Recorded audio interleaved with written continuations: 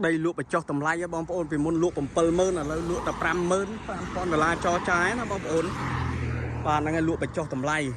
thì tăng mới này cứ miên thiệp lọ kháng na đòi xa tay việc nâu trong là phơi cáu nó bom ôn phơi cáu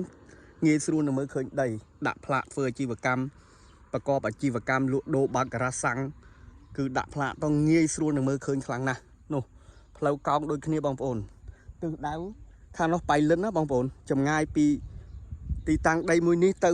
ខេត្តបៃលិនរបស់យើងហ្នឹងមានចម្ងាយប្រហែលជាខ្ទង់ជាង20 គីឡូហើយខាងនេះទិសដៅខេត្តបាត់ដំបងបងប្អូនបាទលក់បញ្ចុះតម្លៃពីមុនលក់$7,000ឥឡូវលក់ជាង$50,000ចរចាបងប្អូនណាក្បាល58 ម៉ែត្របងប្អូនអូសំទោសក្បាលជាង50 ម៉ែត្រចំណែកឯបដោយវិញណាបងប្អូនមានចម្ងាយបាទមានប្រវែងប្រហែលជាខ្ទង់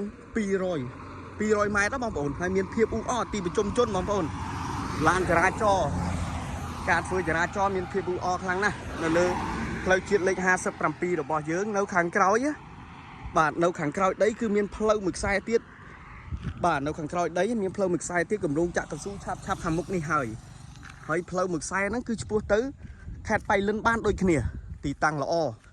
ហើយដីអត់មានជ្រៅទេបងប្អូនអើយនេះមើលទិដ្ឋភាពចាក់ស្ដែងមានជ្រៅទេលក់ទាំងផ្ទះលក់ទាំងដីណាហើយផ្ទះធ្វើតុបតែងរៀបចំអស់លុយច្រើនណាស់បាទអស់ចូលប្រហែលជាខ្ទង់ជាង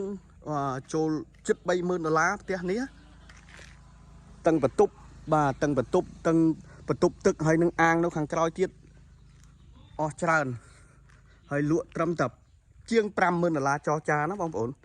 ហើយរោងនេះឲ្យទៀតណារោងណាបាទនៅក្នុងដីក៏ដូចជាលើដីគឺមានដំណាំមួយចំនួនគាត់រើតែគ្រឿងសង្ហារឹមរបស់គាត់ទេ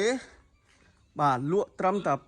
$50,000ជាងចរចាប៉ុណ្ណោះបាទតម្លៃធូរថ្លៃគ្រាន់បើហើយបើនិយាយអំពីរូបរាងដីគឺខ្ញុំបាននឹងដាក់នៅក្នុង comment ណាបងប្អូនក្នុង comment នេះបកគលឲ្យទាំងអស់ទាំងរោងផ្ទះតសយ៉ាប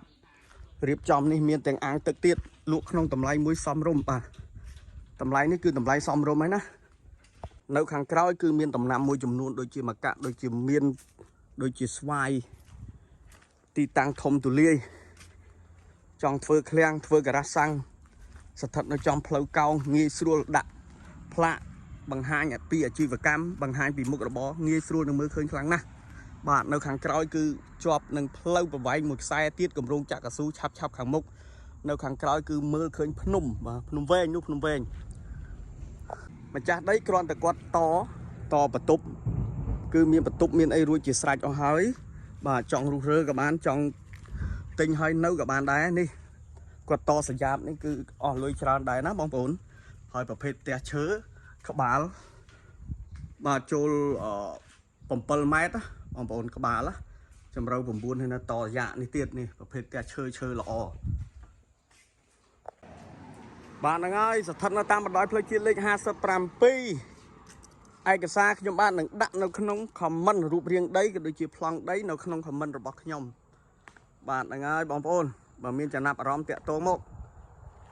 $50,000តែប៉ុណ្ណោះជាង$50,000តែប៉ុណ្ណោះចរចាទៀតណាបងប្អូន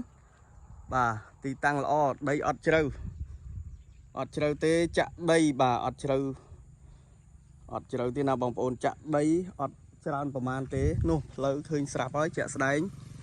បាទអរគុណបើមានចំណាប់អារម្មណ៍តាក់ទងបាទជូនមកមើលដល់ទីតាំងនេះមើលផ្ទះណាបងប្អូននេះឃើញផ្ទះបងប្អូនអើយនេះអស់ច្រើនណាស់ផ្ទះរបស់គាត់ណាធ្វើណាទិញនៅតែម្ដងឬមួយក៏ចង់ទិញធ្វើអាជីវកម្មផ្សេងបាទទៅតាមតម្រូវការរបស់បងប្អូនទីតាំងស្ថិតនៅភូមិតាគ្រុកឃុំត្រាញ់ស្រុករតនមណ្ឌលខេត្តបាត់ដំបងរបស់យើងបាទសូមអរគុណច្រើន